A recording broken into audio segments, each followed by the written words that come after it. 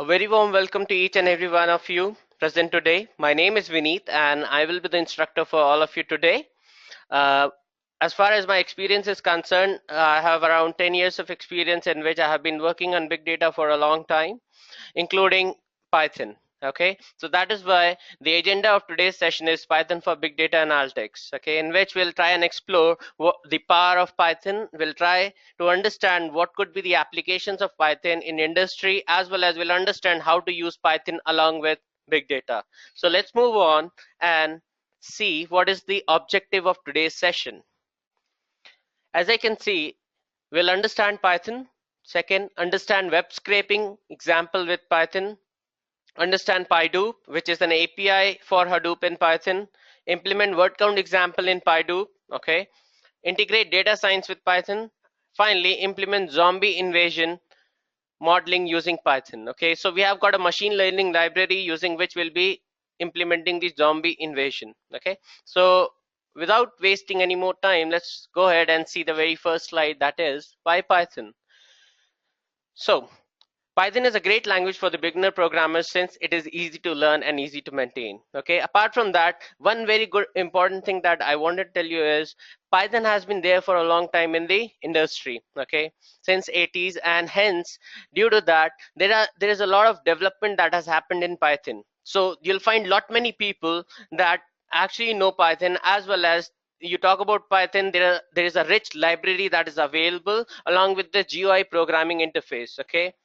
Now, when I say rich library, what does that mean? It means that you talk about data analytics, you'll find a package in Python which is already developed. Okay, so you need not develop the entire thing for you or your application. What you can do, you can use the existing Python package or that particular package, and you can use it for your data analytics. Okay, similarly, you want to implement machine learning in Python, what will you do? You simply use a Python package that is scikit, okay, or scipy. These kind of packages are already written in Python since it has been there for a long time, and it has a very rich library, and that is why it's the first choice whenever you look for automation or scripting, or you talk about data analytics. Okay, so it becomes a very good choice while working on these particular fronts.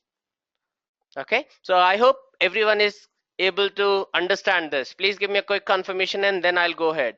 I hope the reason is clear why you should take up Python.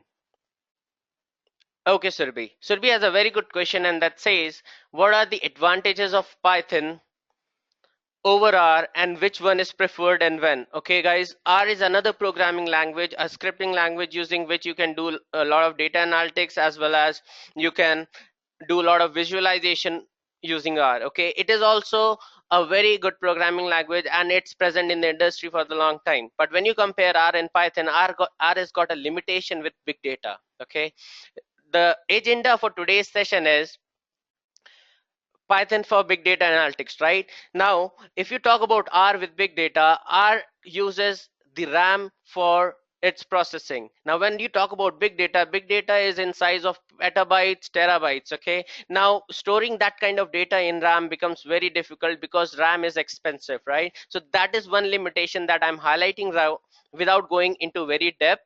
But you talk about Python, there is no such limitation. Python has got its own package that is called Pydoop to work on Hadoop, as well as Hadoop provides a streaming API using which you can actually write your MapReduce programs in Python and execute over Hadoop. Okay, so this is a very good thing.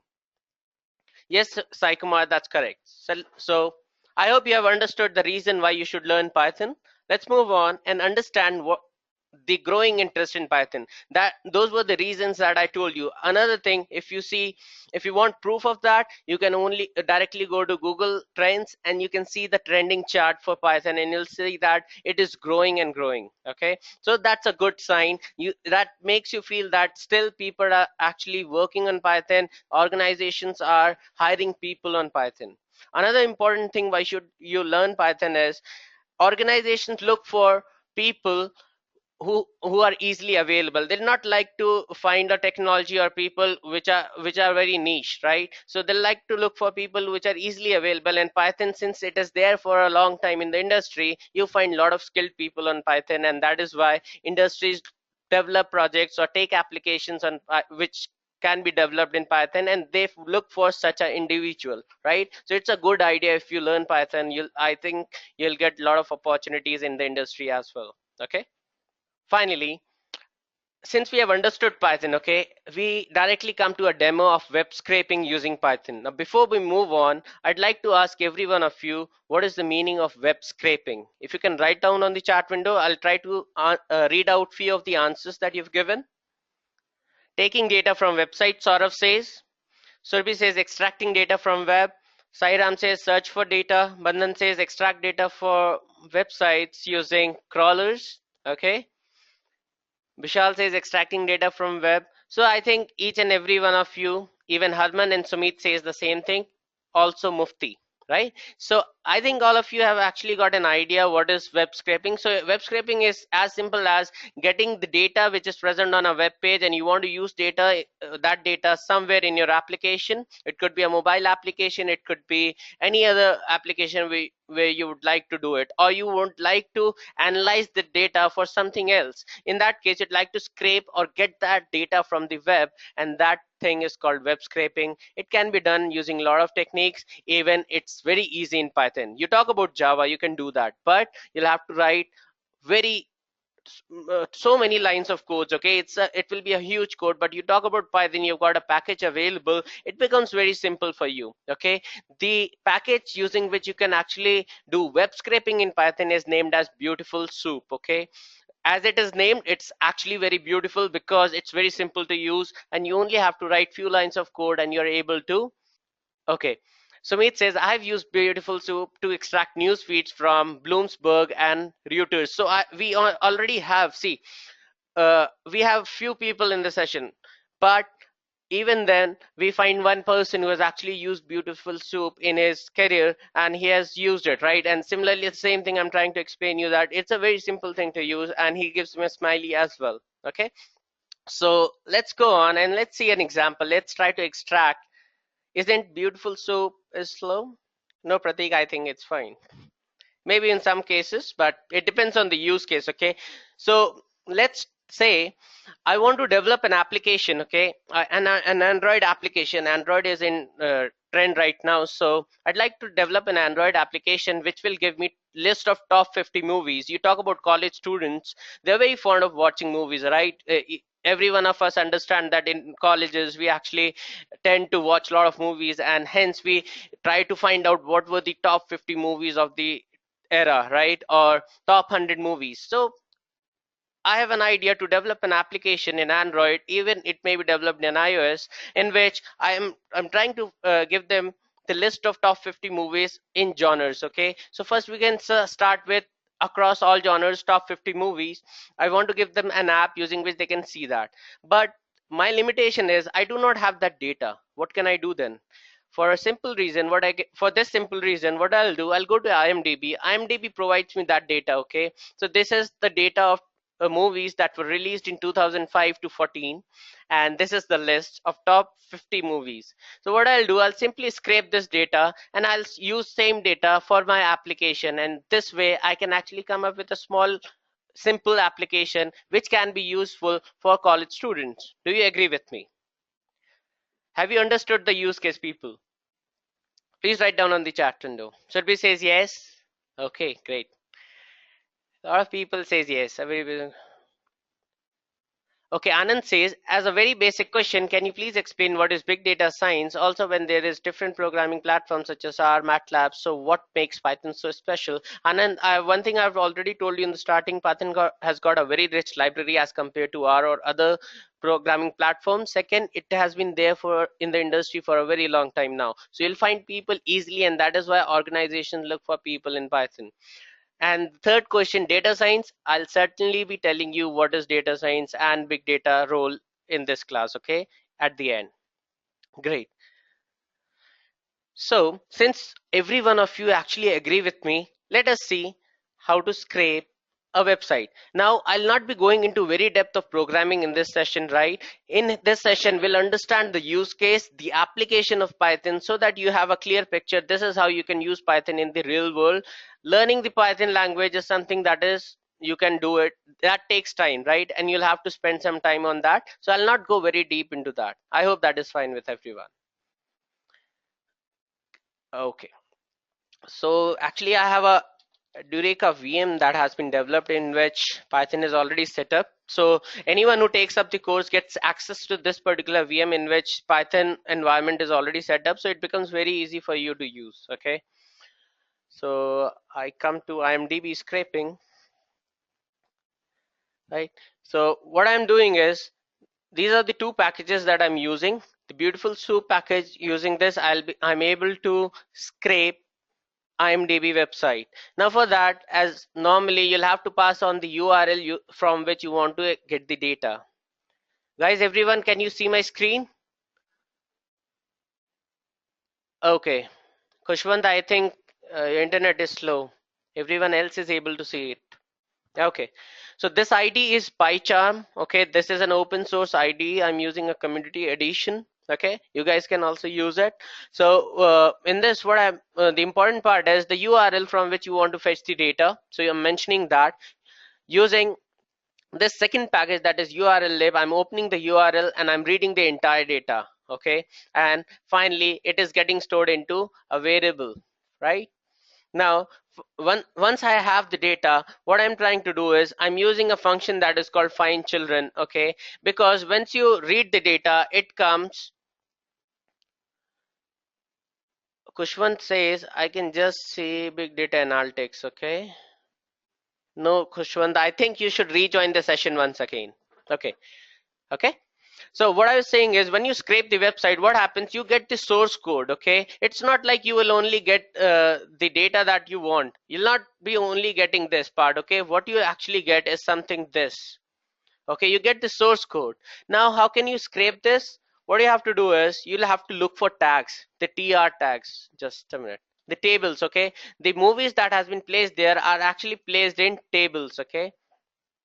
So using the TR tags, you break this entire thing. Let's look for a movie like Iron Man, okay? Control F, Iron Man. So Iron Man is right here. As you can see, it starts from TR, okay? And it will end on a TR, okay? So using these tags, I will break the entire source code and then I'll fetch it. So if I go back to the code, sorry, right here. So I go to TD, that is the opening tag of the table, okay? I go to image, then look for image, and then again look for IMG, then source, then split it, and then I'm getting the image of the movie. So this is the image source. Second, I'm getting the movie title, TD, and then I look for the tag that is title, and I get the title. Kushwan says he can see now, great.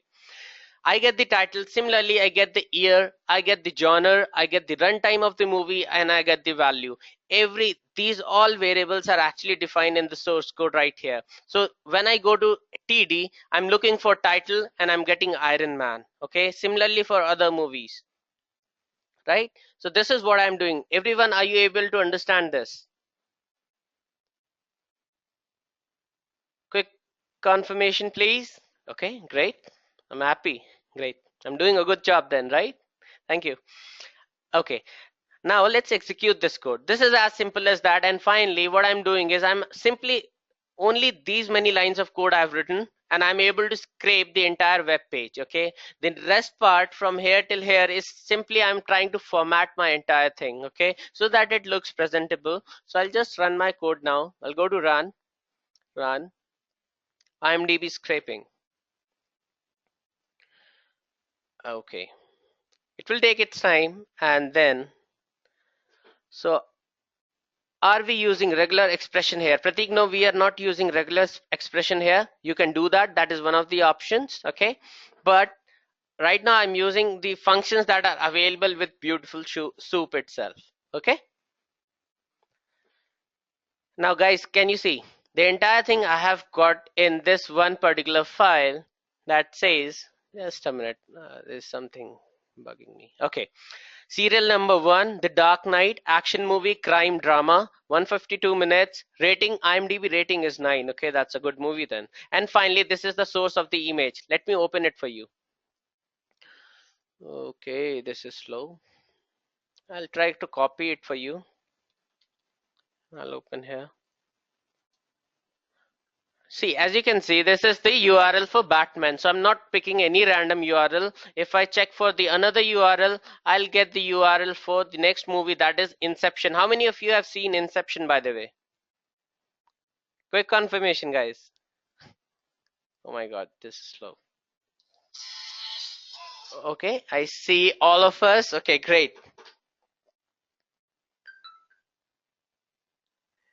Great. Just a minute. I'll just try to copy this again. This is Dark Knight. And I'll open this. Just bear with me.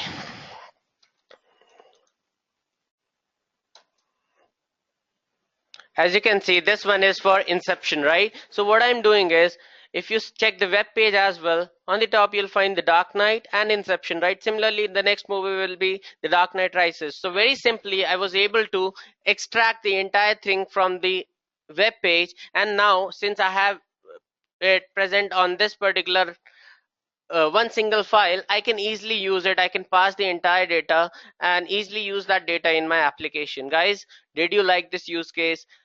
Did you understand it? Give me a quick confirmation. By the time I'll try to fix my ID. Yeah. Okay, I get a lot of yeses and yeps. Ankush says, as I'm not able to hear anything. I'm very sorry, Ankush, but this is something in which I cannot do anything. It's useful, Tarun says. Exactly, it's useful, it's interesting, and I think you will like it. So these kind of things, you can do a lot of things once you learn Python, okay? This is one basic example that I've told you. A lot of other examples are there in the session in which try to find out various things like what kind of people, what kind of movies are more liked by males as compared to females. This kind of analysis we have done in this course, so I think you'll be liking it. Let's get back to the presentation. If you have understood what is web scraping. Okay, Pooja, this is something that I cannot get into this in this session, but certainly later on. Okay, Pooja, I hope that is fine. Sairam says, will this code be shared? If you want, I can do that. Okay, let's move on.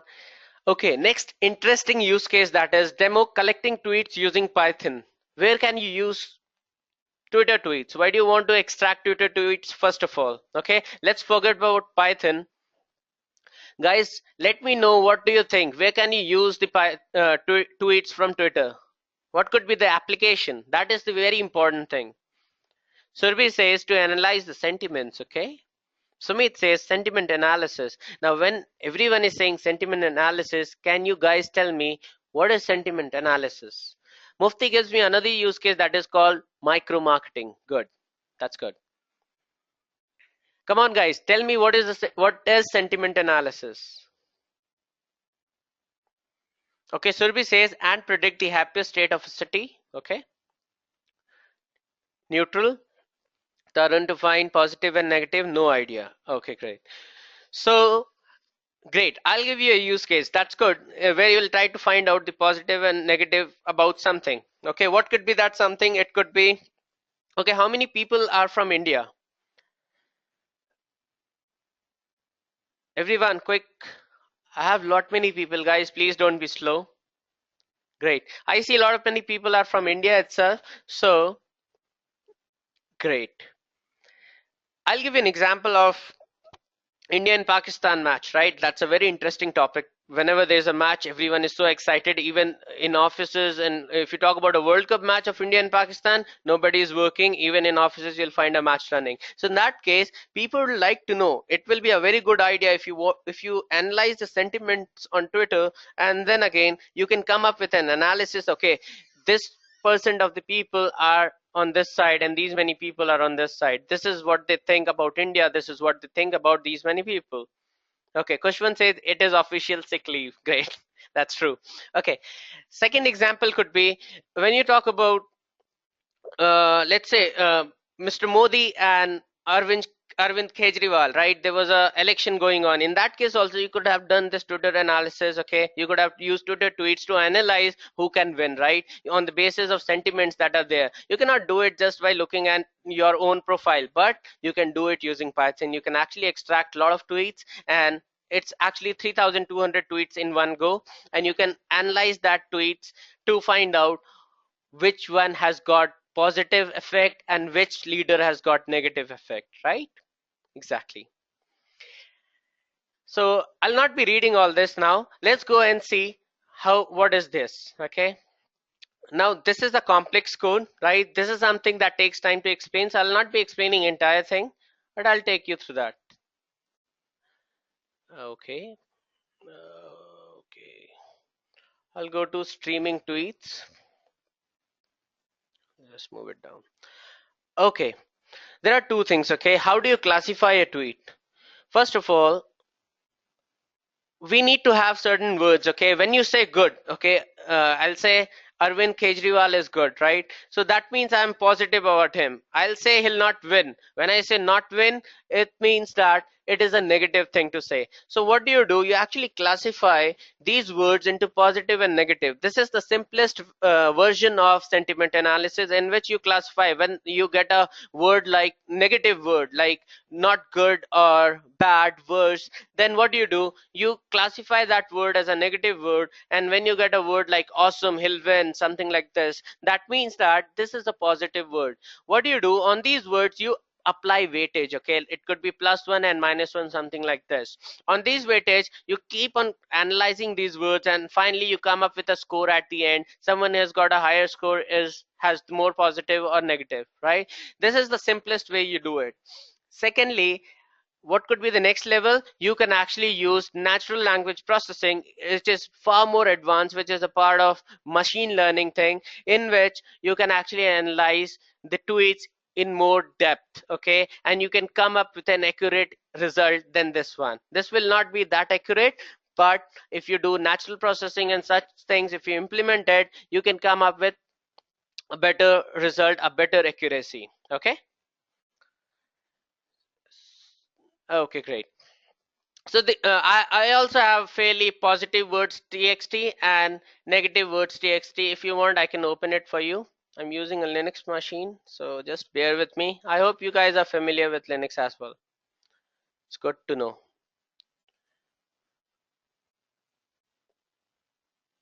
Copy. So I'll do cat.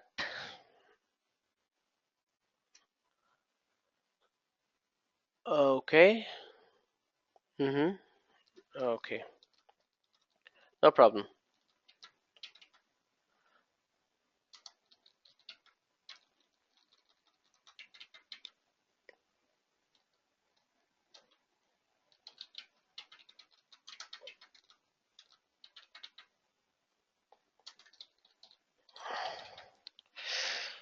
Okay.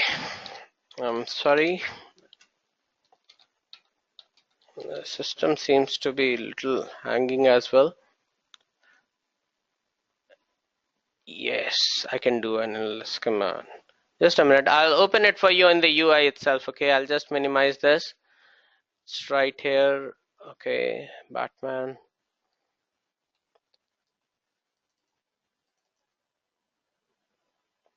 And this is the positive word txt.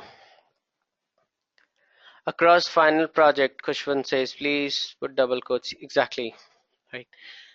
So a lot of words, these are the positive words that has been accumulated, and these are a lot many. Okay, that's not a very simple one, but something like zest and worthwhile, these are all positive things. Kushwan says he's 5.5 years in Linux. Great. That's good. Similarly, you have got a list of negative words. Now, on the basis of this, you actually qualify your tweet and you try to come up with a sentiment, okay? A sentiment analysis. Let's see the packages that we are using that we can understand, okay? We are using the package that is called Tweepy, okay? Using this, you can fetch the tweets from Twitter, and the analysis part is done on your end, okay? Now, one important thing, how do you fetch the tweets from Twitter? Does anyone know? Apart from these packages, what is one important thing using which you can fetch tweets from Twitter? Come on, guys. Mufti says feeds. Sumit says I know. Okay, if you can write down in the chat window. Tanmay says, okay, Jayprasad says URL no. Govind says API call. Okay, what are the things that are required for that API call, Govind? Sumit says Twitter dev.apps. Okay, Sumit has got that idea. Great. User account information, any separate library. You need to create secret token key. Exactly, Sumit. That's correct. Sumit gets the prize. Okay. I'm not sure what is the prize, but absolutely you gave me the right answer. So I'll just show you the guys. Do not copy my keys. Okay. Let's show you. As you can see, okay, consumer key, consumer secret, access token, access secret. So what do you need to do? You need to go to Twitter, okay, and you need to create a simple app. In that app, you'll get all these keys, okay. I'll just try to show you if I'm already logged in on Twitter. So it will be Twitter apps. Okay, Twitter apps. So what I've done, I've actually created applications here. Okay, and in these application, I get my consumer key. Okay, similarly, I get the token keys and access token. Okay, so consumer secret and everything. Okay, so these things are available, and using which you can actually fetch tweets from Twitter. Okay, these are four important things that you should know, and then using these things you can actually fetch tweets from using any language. It could be Java as well, but Python, again, as I said, it's simple to use, but this one is a little complex because we are also doing sentiment analysis, not only fetching tweets. Mind it. Okay, now I'll finally run the code for you. Should I run it, guys? Please write down on the chat window. Great. Okay, only 4 people wrote. What about the rest, guys? Have you slept off? Okay, great. I just run this code now. Yes, it's a REST API. So I'll go to run. I'll go to run again. I'll select my streaming tweets. I'll put this up. Now what it is saying is give me 2 things. Okay, what are the 2 things that you like to look for? Come on. Would you like for soccer and cricket or something else? You give me an input. Accordingly, I'll search for it. Okay, Maruti Sires. Okay, give me 2 things. Okay, I like to compare 2 things. Okay, cricket. What about anything else? Smartphone. Go to webinar. Okay, sorry, Rajgopal. EPL and IPL. Okay, that's a good thing to do. Okay, let's go with EPL and IPL. Or Android and iOS. Okay, that is also a good option. So let's go for Android and iOS. Android, comma, iOS. Okay. Now this will fetch tweets for both of them one by one. Okay. Now number of tweets. I'll not fetch a lot of tweets. Okay. Let's see what is the end. So I'll fetch 10 tweets for now. You can actually fetch more than this. Okay, 200 tweets, but it takes some time. So as you can see, source of tweet iOS tweeting. Okay. You'll find these words in this. Okay, 10 tweets it fetched very quickly. Overall sentiment was semi-positives. As I said, this is not a very complex example, but yet, so using that tweets, it did some analysis and finally gave that it is a semi-positive analysis for iOS. Okay, I'll just scroll. Similarly, I'll just try to increase the number of tweets this time.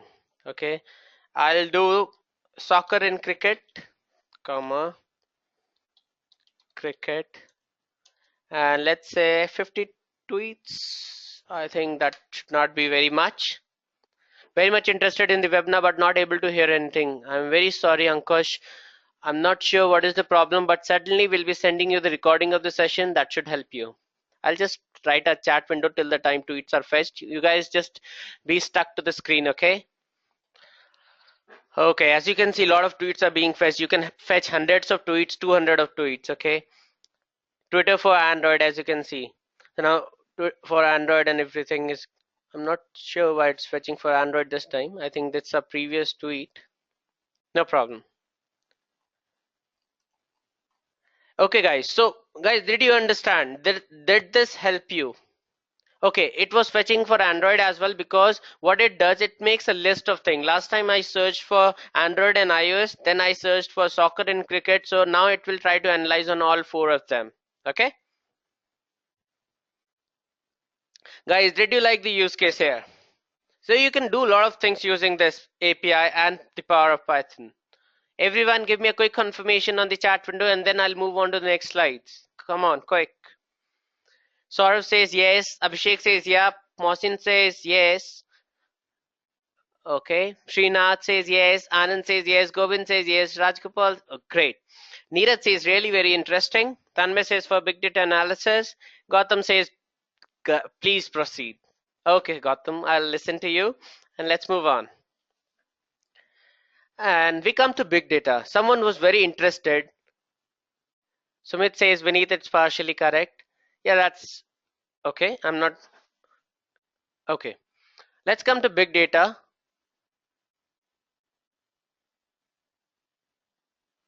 Like, not good. Okay, Sumit. I think you're related to talking about the sentiment analysis, and I agree with you, Sumit. Yes, it will take in both directions, Sumit. Okay, that's correct. I hope that is fine.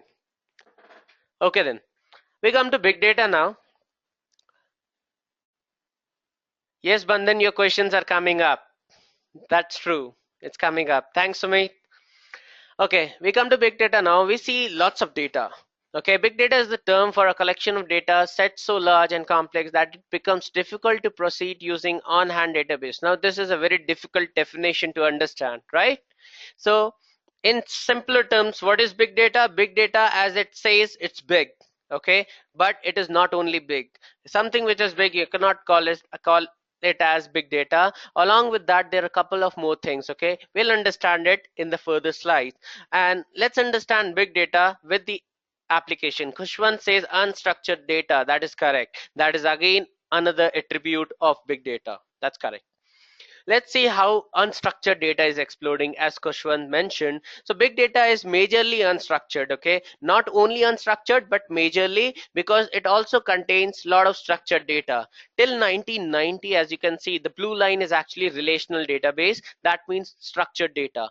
Now, structured data was stored in relational databases like Oracle, MySQL, Microsoft SQL Server. It can easily be handled, and a lot of analysis can be done on that. But later on, after 1990, what people started to realize was it is not just can't see line. Okay, what people started to realize was it is not just relational data that is available, but more than that, there is a lot of unstructured data. It is not just structured data, but also a lot of unstructured complex data that is there, which people are not using. And since you're not using the entire data, your result or your analysis will not be very accurate. Now, to bring accuracy to your data, you'll have to increase the sample data on which you're doing the analysis, and hence it is very important that you should use unstructured data. You should consider unstructured data somehow, right? And that is why big data became so important, and you got a technology that is called Hadoop to handle such a data. And it because of Hadoop, it becomes very possible and easy for you to analyze that kind of data. Satyan says it's 5 V's, right? So I hope you understand why unstructured data became so important, right? Everyone talks about Hadoop big data, but no, the important part is, why do you have to use unstructured data? It is because unstructured data is very huge, and you cannot just ignore it. If you want an accurate result, a fact-based result, then in that case you'll have to take big data as well into consideration, so that you can come up with very good accuracy and you can take right decisions in future for your business. Guys, did you understand this part? This is very important. Can you give me a quick confirmation? Neeraj says yes. Mufti says yes. Saurav says yes. Sundar says an example, please. Absolutely, Sundar. I'll give you a good example. Okay. Jayaprasad says, can you give me an example of unstructured data in real time? Unstructured data is, okay, first I'll give you semi-structured. There's third thing that is called semi-structured. Semi-structured is like your tweets, okay? Your Twitter tweets are not structured. People like write anything. It could be, there's no format to it. If you talk about social media, so data from the social media is never structured, it's semi-structured. I'm not calling it unstructured because again it is in the JSON format, so it is semi-structured. I hope that gives the answer to your question, right? Kushwan says Amazon and Flipkart is the example. It's widely used by these online retailers. Absolutely correct. Let's understand about another example apart from the example given by Kushwan, that is in hospital care. Now, can anyone imagine or tell me how can you use big data in healthcare or in hospital care? Does anyone have any idea about it? You guys can also read it, okay? That is fine, but if you can, if the answer comes from your end, that means we're doing something good in the session. I have an idea, Jay Prasad says, and what is that? Jay Prasad? What about the rest of you guys? Come on, write down in the chat window. Sundar says analysis of disease spreading. Okay, that is one fine thing. Okay. Okay, I'll quickly give you an example. It could be, let's say, if someone tells me, see, down the line, after 10 years, on some day, one fine day, I may get a cardiac arrest. Okay, wouldn't be good that if people will already know, or my doctor will already know that I'm about to get a cardiac arrest 24 hours before than that, and he is already ready with all the medication and ambulance and everything. Don't you think the chances of me surviving becomes huge? What do you think, guys? Do you agree with me? Vishal says yes. What about everyone? Come on, guys. Right? So these kind of things. Sumit says good use case. Absolutely. This is a very good use case. Saving lives is a good thing. Okay. Now for that, what you can do is you have records of data. Okay. There have been people falling sick and everything. You have huge data that is available, and using that data, what you can do, you can analyze hundreds, thousands, lakhs and crores of people all together, and you can build models. Okay. Now if that, using that, they'll come up with certain rules. If people are, if that my doctor sees such kind of symptoms like this happened and then couple of things more happened, it is very likely that I may get a cardiac arrest, or I may be suffering from something in near future. So accordingly my doctor will prescribe me medicines, or he'll prescribe me such routine so that I may avoid such a situation. So all those symptoms. So what will happen, you will have smart cards. Okay, later on, you'll, everyone, even now it has started, that is, you'll have smart cards. Whenever you visit your doctor, everything gets recorded in a smart card. So every data is actually digital now. Using that data, your doctor can actually analyze, okay, you are getting such a symptoms, this is your heartbeat, everything all together. It may happen that in near future you can get such a thing, right? Or next thing is, you have a device that is attached to your watch and it gives the regular pulse. Okay, exactly, Mufti says Internet of Things. That is the right word. Exactly. If you do not know what is Internet of Things, you should actually go and read about it. Using Internet of Things, your entire data can be recorded. One example could be a very simple example. You are in your car. Okay, you have left for your home and there's no one at home, but it is very hot, 45 degrees like Delhi temperature, and when you're halfway, you want that your entire house should be chilled by your AC and it should be on. So what you can do, using Internet of Things, you can even turn on your AC when you're outside your home. Okay, this is the power. Okay, these small things can be implemented, these luxurious things can be implemented using that, not just the doctor's one.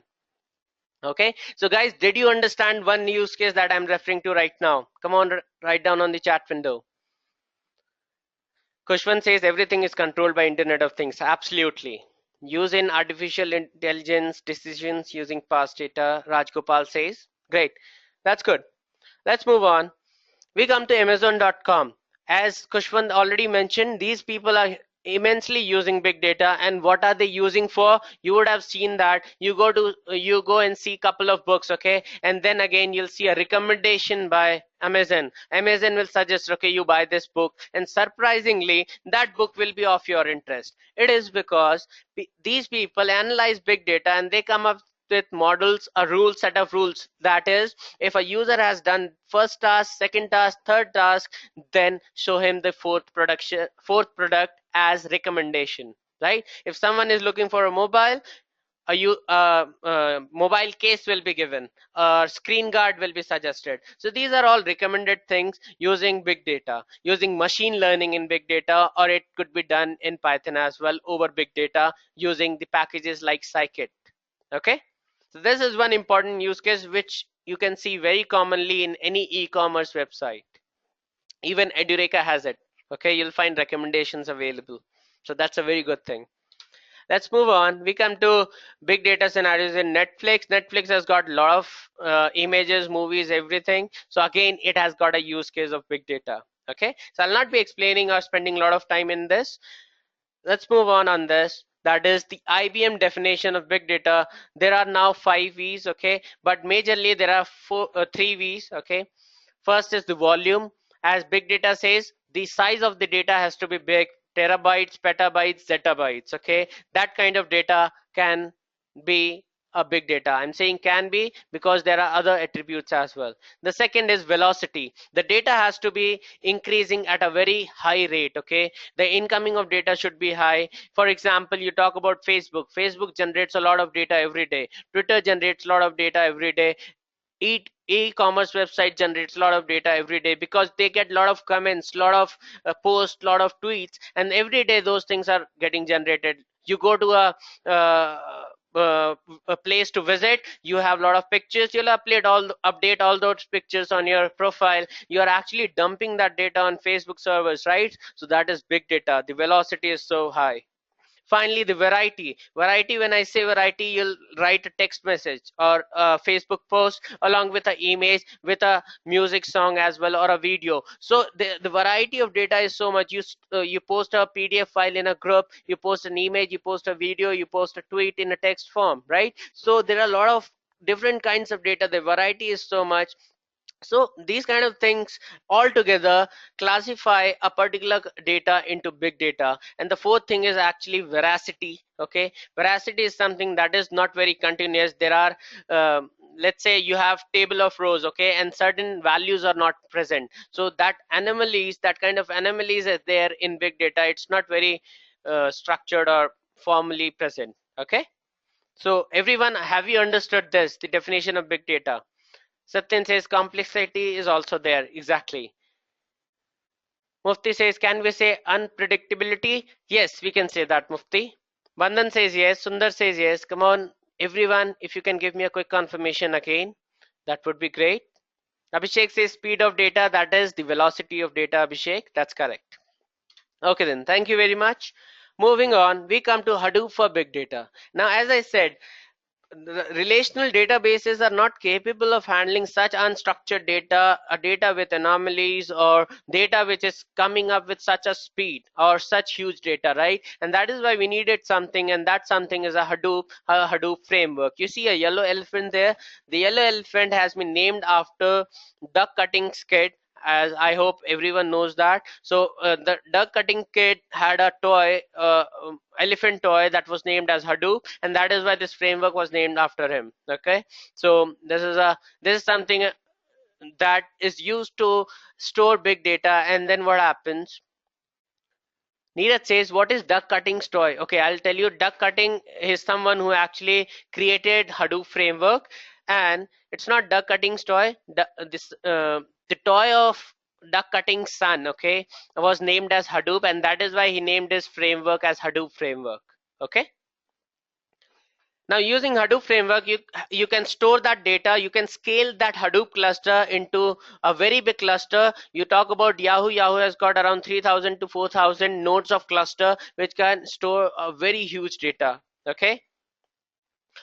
What are the prerequisite of learning Hadoop? As such, there is no prerequisite. If you have basic Java knowledge, that's a good thing to know. Even though you don't have Edureka, what it does, it provides a set of essential recordings for Java Essentials. Okay, Java Essentials for Hadoop as a complementary course along with the Hadoop course. So what happens? You go through those recordings and the assignments and sample codes along with the help of the support team. You become prepared for the MapReduce part of Hadoop. Apart from MapReduce, you do not require Java at all. So that means that even though you are not from the Java background, Hadoop is of your use because there are other tools like Pig, Hive, HBase. These tools can be used over Hadoop, over big data without even knowing Java. Okay, I hope that is fine with everyone. Now, Hadoop and MapReduce framework. So before we go and see an example of Python with big data, we should understand what is MapReduce. Okay, so MapReduce is actually a key value framework. Okay, the entire thing is divided into key and value. The input to the MapReduce program is key and value, and then finally it does some processing within, and then finally the output of the MapReduce program is again, can anyone guess what will be the output of the MapReduce program? What will be the form of the output? Srinath says, do management student is eligible for Hadoop? Srinath, it will be a steep learning curve for you.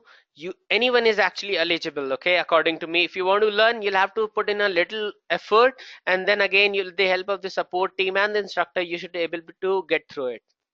Mufti says analysis. Sagar says key values. Absolutely, that is the right answer. So what happens? The input to the MapReduce program is key value, and then again output of the MapReduce program is key value. So it also works on key value pair, similar to JSON, but not very similar. Okay, similar at the same time and even not similar. Okay. So we'll not go very depth, just that you should understand Hadoop has got a distributed file system that is called HDFS. Okay, that means you have a center name node and your file system is divided into multiple machines, lot of answers, lot of machines. Are you not getting my answers, Tanmay? Yes, I'm getting your answers. You said hash map. Sorry. Okay. So what I was saying is you have a lot of nodes. Okay, you can add 100 nodes. Now, first thing, you created a cluster of 100 nodes. And then again, Harman says, what is distributed system? Okay, that is a difficult question now. I'll just use a paintbrush quickly. Guys, just bear with me. We may go ahead 15 to 20, 15 minutes than the actual time, that was 10 o'clock. I hope everyone is fine with that, or else I'll just continue with the presentation. Come on, everyone. I need confirmation from everyone. Okay, great. Thank you. So distributed system is something like what happens. I'll just select one color, green. So 1, 2, these are all systems. Okay, these boxes are actually systems. This is again system. So I'm making it in circle just for your understanding. Now all these machines are actually connected to each other. Okay, all together they make one file system. Every system has got its one file system. Then finally Hadoop is based on the entire thing end to end makes Hadoop file system. This is the bigger box is actually HDFS. Okay, so it is a logical system. Physically it is not present all together. Your entire data gets divided into various pieces and they are stored in these smaller file systems. Okay, so they are connected all together and they make one big file system that is called HDFS. And whenever if this particular becomes small, what you'll do, you'll introduce few more systems here, few more nodes here. Okay, and you'll connect, so it can scale very easily. It becomes very easy to scale and it's very cheap because you can use commodity hardwares, normal machines that are available that we use in our day-to-day lives. You need not use a high-end server. Is that clear, everyone? It's a very simple thing to understand, I guess. Okay, Neeraj says yes. I'm happy that Neeraj is able to get me. So I'll just move on now. And let's talk about Pydoop, okay? Hadoop with Python. Pydoop is again a package that is available. Bandhan says we need high synchronization. Yes, Bandhan, that is correct. So Hadoop framework itself manages that particular complexity. It takes care of all the synchronization that is required, okay? So Pydoop provides a Python API for Hadoop MapReduce and HDFS, that is directly from the Python terminal. You can execute a MapReduce program over the Hadoop cluster using this particular API, this particular package that is called Python. So Pydoop has got a API that is called HDFS API, using which you can execute your MapReduce program. So this is a simple thing. I'm not going to demonstrate it in today's session, okay? But certainly it is a part of the course that is provided by Edureka. Neeraj says, what is MapReduce program? Neeraj, we understood MapReduce right here. So when you write your code in this particular framework, okay, like you have a frameworks like Spring, Hibernate, or any other framework like Node.js, okay, anything like that. So what do? You have certain rules, right? Using those rules, you write a particular logic, and that particular application altogether is called MapReduce. If you follow MapReduce, then that is called MapReduce application. Is that clear, Neeraj? Yes, Tanmay, it's a framework. MapReduce is a framework. That's correct. Okay, Sheena says I've completed BBA. Okay, I'll take all those queries at the end, guys. Okay, career related queries, I'll try to answer them.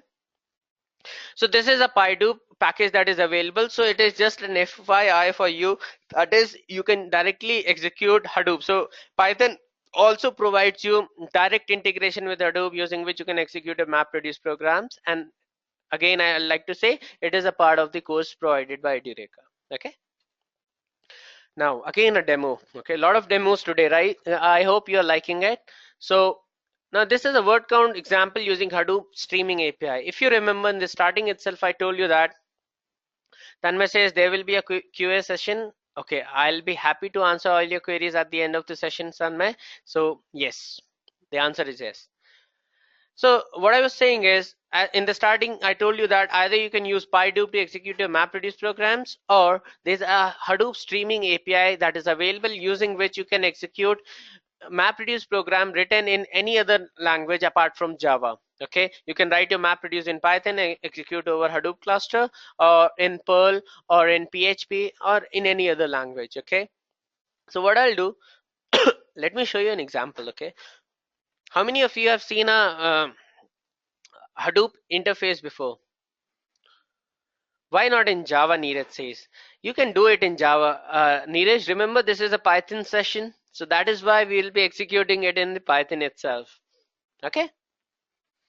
R Hadoop is the package present in R. Okay then. Kushwan says never. Everyone says never. Okay. So what I'm using is, I'm actually using a AWS instance here. Okay. You can have a local access also. Now I'll just show you the daemons of Hadoop. Okay, Hadoop daemons are actually processes that are running. Do not think about that. These are the processes that actually handle Hadoop altogether. Okay, so that is why I did JPS. Hadoop has been written in Java, and that is why it uses a JVM. This screen I have seen, Kushwan says. So these are all daemons. Okay, these are Java daemons. Okay, now I'll show you the MapReduce program written in Hadoop. Okay, written in Python, sorry. So ls, I've got two files. One is mapper.py, that is, py is the extension of Python files, and reducer.py. Okay, so as a MapReduce program is one map and then reduce. Okay, so mapper and reducer all together makes a MapReduce program. Okay, so first I'll show you the mapper. So cat mapper. Okay, so import says this is a package in Python, and then I'm running a simple for loop. Now what this program is all about, as you can see, I'm actually giving key and value here, printing key and value. So I'll be using key and value into the map. Okay, not able to hear you, Sai Kumar says. Guys, can you hear me? I'm sorry, I'm not sure why people are not able to hear me. Okay, right? So what I was saying is, let me tell you what this particular MapReduce program will do. This is a simple word count program. Okay, word count program, what it does, it gets a list of file, and what it will do, it will count the frequency of each word. Let's say, hi, my name is Vineet, and then again Vineet. Okay, so it will count the frequency of each word, and you'll find hi -1, Vineet will be 2 because it came twice. So the sentence was, hi, this is Vineet comma Vineet. So Vineet came twice in the sentence. That is why when you run a word count on this particular file, it will give you Vineet -2, hi -2, and so on. Okay, I hope that you have understood what is a word count. Okay, similar thing will be done. So this is a mapper code. Let's not get into a very depth of it. It's a very simple code. This is something that you'll understand Python. You will easily understand this.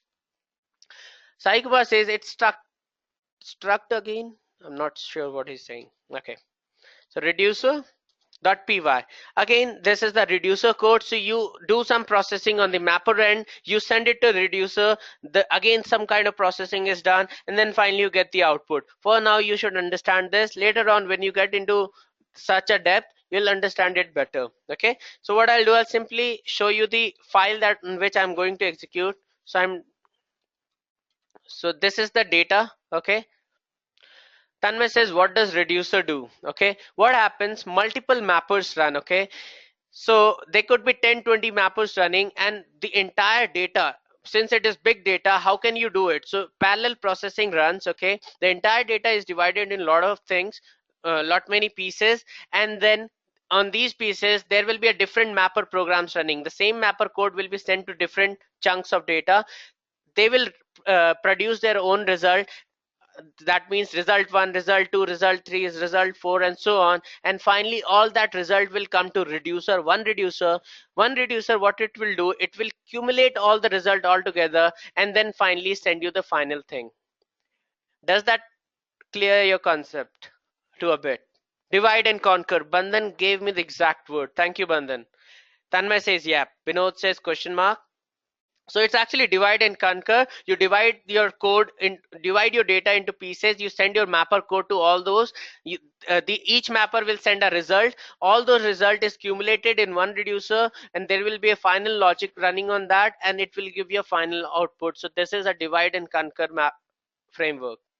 Recombines, yes. For this is what you can say. It recombines the entire thing. Okay. Naren says, where is MapReduce used? Give some real-time application. MapReduce. Okay, Naren, would you have you understood the application of big data? Quickly. Yes, Vinod, that is true. Yes. Wherever big data is required, the application of big data means that Hadoop is there to store that big data. And whenever you want to run some processing over Hadoop, MapReduce is the framework that you'll have to use. Okay? Is that clear to you, Narendra? Great. So I'll quickly run the code for you. Okay, the MapReduce program. So I hope you'll like it. So this is the command. Okay, I'll just change the output directory. Output final. Okay. So what is this? Hadoop command. Then I'm saying jar, and I'm saying execute this jar, that is Hadoop streaming jar, using which I can use any language. Input data. Okay, the name of the file. Output directory is output final, where I'll find the final output. I'm saying mapper, that is mapper.py. I'm saying reducer, reducer.py, and then let me execute this code for you. Akash says hello. Can't see the questions from the other participants. Akash says, Akash, I'll be the one who can only see all the questions. Okay, you won't be able to see. Real life application of mapper. Neeraj says, uh, Neeraj, mapper cannot be implemented separately. What happens when you want to analyze or do processing of big data? Then in that case, always you'll have to use MapReduce program to divide the entire data and do the processing quickly. Okay, does that make sense to you? So I can see that my Hadoop program executed. As you can see, there was a mapper executed. When mapper ended, then only reducer executed, right? Let me show you the final result. So there's a UI available. So this is the Hadoop healthcare, name node healthcare. Okay, I'll just browse the Hadoop file system. As I said, there is no physical presence of HDFS. So what you need to do is you have a HTTP interface using which you can access the entire file system in one place. So the name of the directory was output final. I'll open this, and this is the part file, the final output. And this is right here. Just a minute. So as you can see, Analytics 1, Edureka 2, Hadoop 3, Python 1. So this was a WordCon program which was written in Python, and I executed it over the Hadoop cluster using the Hadoop Streaming API. Guys, give me a final confirmation. Did you like it? Were you able to understand it? Write down on the chat window, please. What is, I use Hive instead of Python. Hive and Python. See, Hive is a tool. Karamchand, okay, you can write your Python UDF and execute over Hive. Hive has got its own in language that is called HQL. Okay, Python is a language, Hive is a tool, Hadoop ecosystem tool. Vinod says, very nice explanation, thanks, you're welcome. How do you manage to view the output in the browser? So this is it's come with the Hadoop framework itself. Okay, so you can directly use that. Okay, once you get into the depth of such a thing, you'll get to understand how to use it. Okay, Vishal. Okay, Bandhan says awesome demo. Thank you. Saurav says, is it possible to convert this directly into graph? Yes, you can do that, but you'll have to code a little more. Okay, so let's move on with the presentation without delaying. So finally, Python in data science, you can actually use a lot of libraries that are present in Python like scikit, scipy, pandas to analyze and do a lot of data science, analyze the data. A lot of data mining we done can be using Python. Okay, so I'll show you the example of scipy. Scipy is again a package that is available in Python, which is an open source mathematics, science, and engineering package. Okay. So using these packages like matplotlib, scipy, I'm going to show you an example, a use case, which is an interesting one.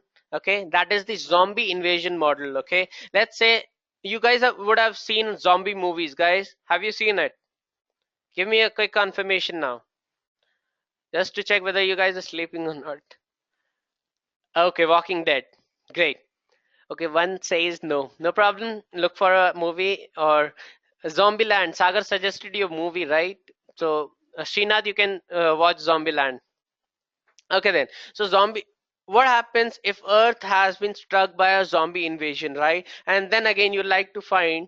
So, let me just read the sentence for you. This is a light-hearted example. A system of ODEs, ordinary differential equation, can be used to model a zombie invasion using the equation specified by Philip Muntz. Okay, you can read all about this. So, there are certain variables like S, the number of susceptible victims, the number of zombies, the number of people killed. Okay, then the population or birth rate, because and then the chance of natural birth, the chance of zombie disease is transmitted, the chance of dead person is resurrected into zombie, the chance a zombie is totally destroyed. Okay, so what we are trying to analyze is if we are struck with zombie invasion, then what are the chances of survival by when the entire population will be destroyed, or what, but considering the factors like the birth rate, the zombie rate, the resurrection rate, lot of things. So guys, have you understood the use case?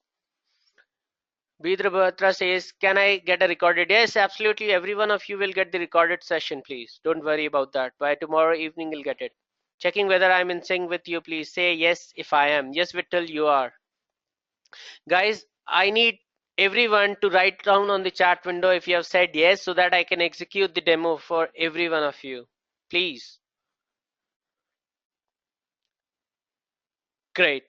Yes, Sumit. I'll try to answer your question. The smart one. Okay, let me go and just execute the example for you. Again, I'll not be explaining a lot of it because at this point of time, you may not be able to understand every explanation. Kanan says basic statistical packages. Okay, you can use pandas, Kanan. That is a good package that you can use. Hello, are you getting my questions? Yes, I'm getting your questions, Siv Ramakrishnan. Okay, the final demo of today's session. I hope you enjoyed till now. You'll enjoy this one as well. Okay. So I'm using three packages. One is NumPy, okay, that is the math library present in Python. Matplotlib is for plotting your graph, and scipy is for differential equations, okay, the scientific equations that you'd like to use. Okay, can we add more data to already in process data? No. Once the processing is done, then again you'll have to start the processing again. Okay, yes, Canon, it's scipy. Scipy is a package available in Python. Okay, so all those variables are defined: p0, the natural death percentage, transmission percentage, resurrect percentage, destroy percentage. Finally, after this is the differential equation that we have right here. Okay, and on this basis what we are doing is we are trying to plot a graph right here, plot results. Okay, and we'll finally get two plots at the end when I execute this particular demo. So let me do it for you. I hope this is of your interest. And scipy zombie. Okay,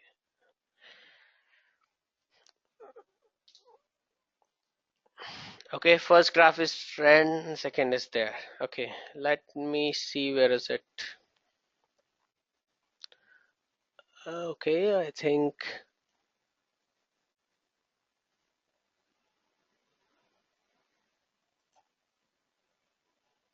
just a minute. So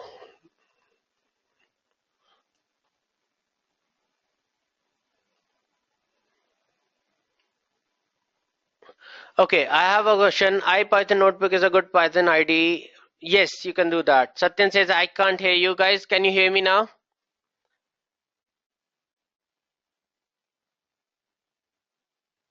Okay. So looks like the graph has got stored in the file system. So that final graph actually showed that by when you'll be able to end it. So guys, did you understand? Were you able to understand something from this? What is the package that you'll be using when you have to use differential equation in your Python application? Come on, give me the answer to my question. Can you convert unstructured data to relational? Okay, Sairam, Tanmay, Neeraj, Naren, Ronak, Sagar, Kanan, Vittal, everyone says SciPy, and that is correct. Good. What does Pydoop do?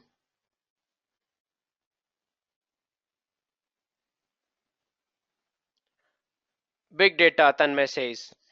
Mapping, MapReduce. Okay. Pydoop is a Python API for executing your MapReduce programs directly on your Hadoop cluster. Okay, great.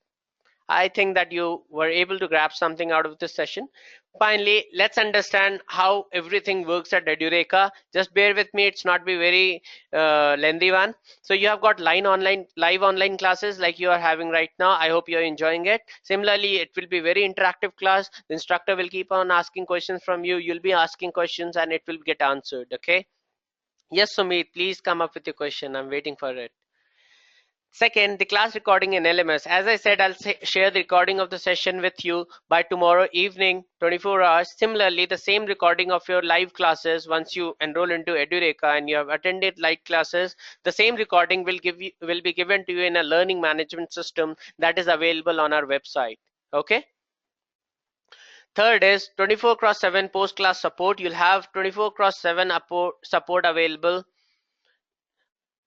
Sumit, I'll take your question. That's a good one. Okay. So you have got support available during the class, after the class, and even after the course. So it is lifetime support that you're getting. Now, when I say support, people like me, experts like me are available in the support team of Edureka. You have got any queries, any doubts, what you need to do is write down an email, give them a call or anything. Okay. You just contact them, generate a ticket. We follow a ticketing system.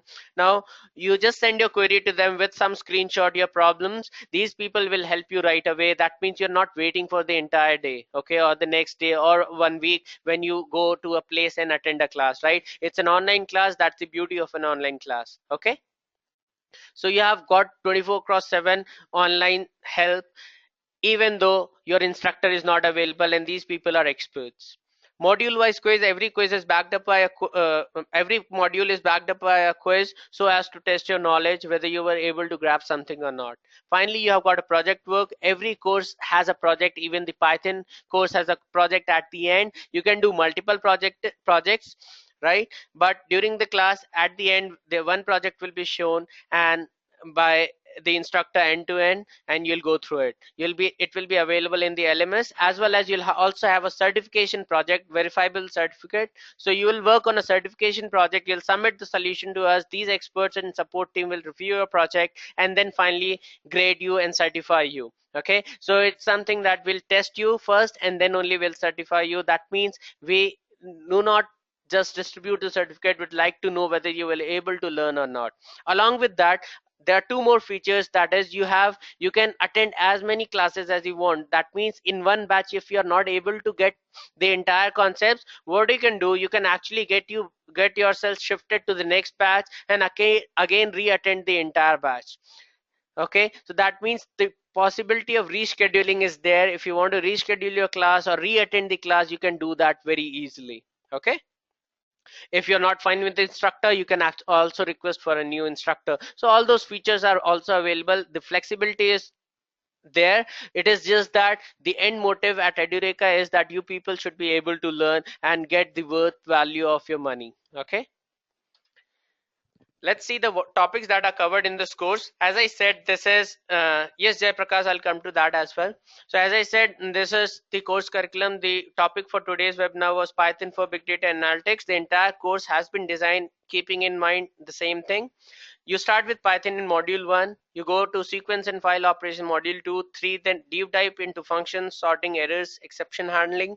Fourth is regular expression, its packages, object-oriented programming in Python, and then fifth is debugging databases and project skeletons. The first 5 modules is actually building your Python concepts. It is making you ready in Python, making you strong in Python. Next, sixth module is machine learning in Python. So now you'll understand machine learning concepts and you'll understand how to implement them in Python. Okay, so 6 and 7 are dedicated to machine learning. 8 is an introduction to Hadoop so that you can actually work on Hadoop using Python knowledge. And then finally in 9th, you'll understand how Python and Hadoop works all together. What I've shown you is actually a glimpse of that.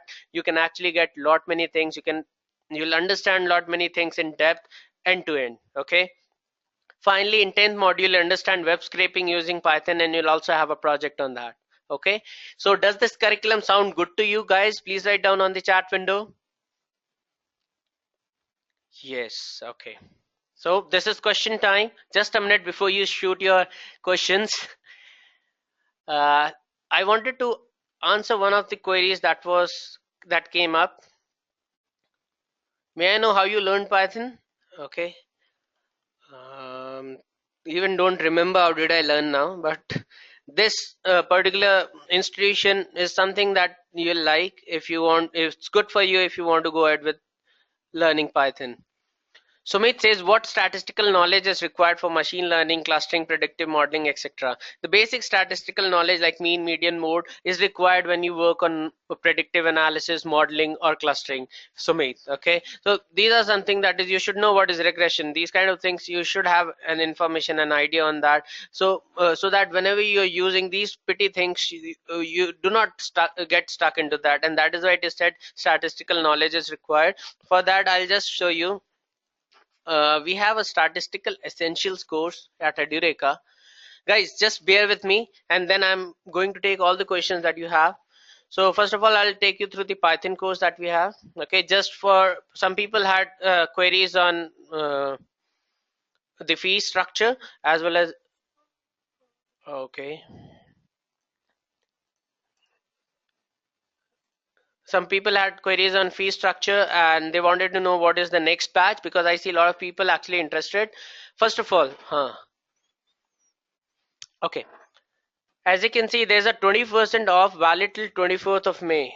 There's an offer running right now on Edureka website for mastering Python. So the cost of the mastering Python course is 19,995 plus service tax. Okay, service tax is extra. So after 25% discount, you'll get the course at 14,996 plus service tax, right? So I think this is a good offer that these guys have introduced. Suddenly, I was not aware of this. Okay, that's good. So any one of you who is interested, it is the time you can take up the course. What I'll do, I'll send you the link of the website as well as you'll get this link when you receive an email. So I'll send you on the chat window. You guys can explore and check this out. Okay, so guys, before we move on, how many of you are actually interested in learning Python now after today's session? Give me a quick confirmation. I see Neeraj saying me, Saurav says me, Tanmay says me, Haram says, Bandhan says me, Harman says interested, Shivkumar says I am, Sairam me, Satyan says yes, oh my god, lot many people. Srinath says yes, Naren says me, Kanan says yes, Sai Kumar says me, Jayaprasad says me, Shrikant says but, okay, I think it should not be any but. Sagar says I've already started, great. I'm a good Pythoner, Sumit says. That's good. So Sumit, did you like the session?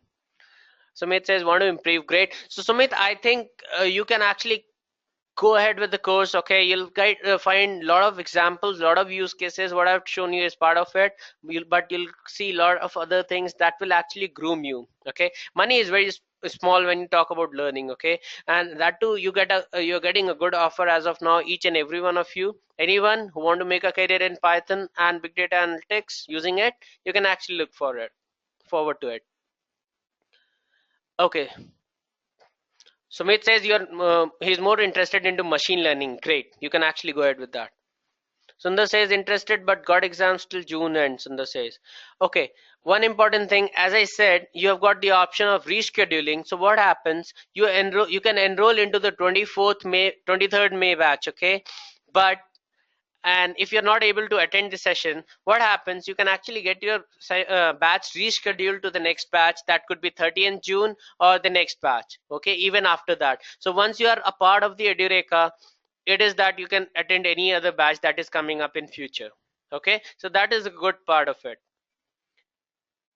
Tanmay sent me a sad smiley. Why is that, Tanmay? So guys, everyone, before you end the session, when you end the session, you'll get a survey form. I'll request each and every one of you to please fill in the survey.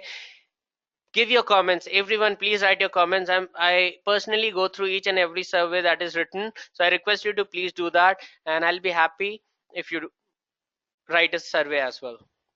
Yes, Sumit. Neeraj says career option for Python. There are a lot of options available. Okay, you can work for big data, you can work on machine learning using Python, you can work on data analysis using Python. Python opens a lot of doors, like you can also work as a DevOps engineer as well, because a lot of automation can be done using Python. Okay. Sumit says I've not got my answer. Yes, Sumit, statistical. Tanmay, if you can write your question once again, I'll be happy to answer it. Kushwan says, I'm a DevOps engineer. Great. We have a person who's working on DevOps. Great. I'm happy.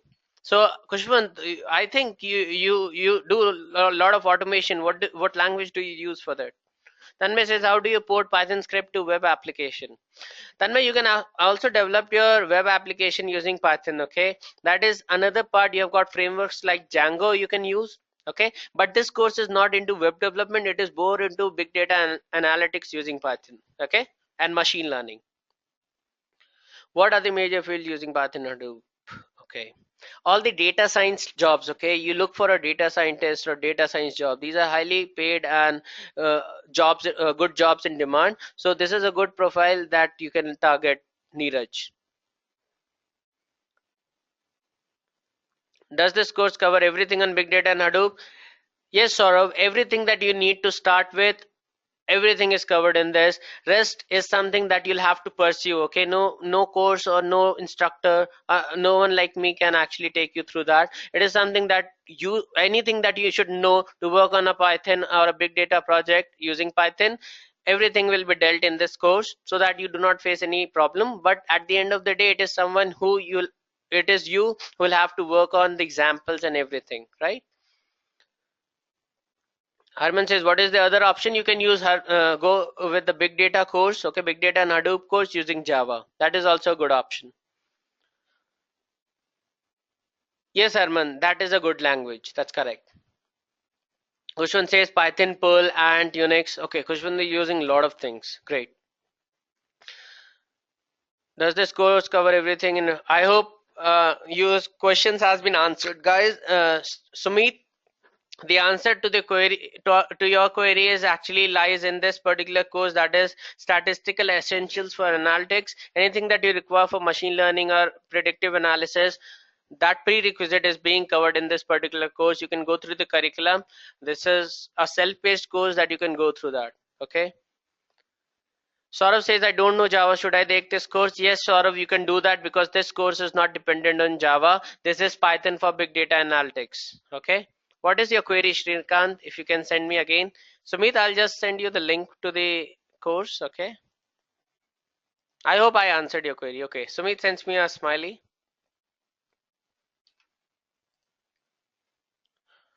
Srinath says, I've completed BBA Bachelor's of Business Administration. As I am a fresher, I'm eligible for this course. Is R good for me or Python? As I'm a fresher, I wanted to get into a job, so suggest me.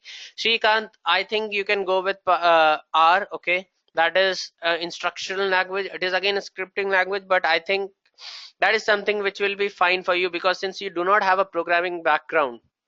Do you have any programming background, as Shrikant?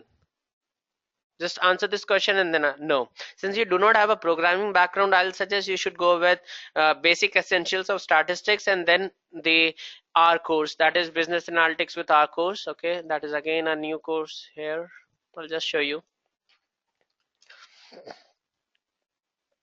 Kushwan says Python teaches programming skills.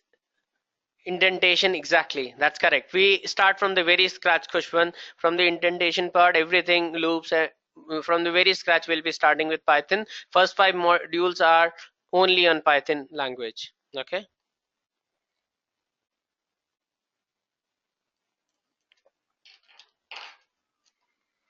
R is the best, or other courses could suggest me the best course. Yeah, I'm trying to do that, Shrikant.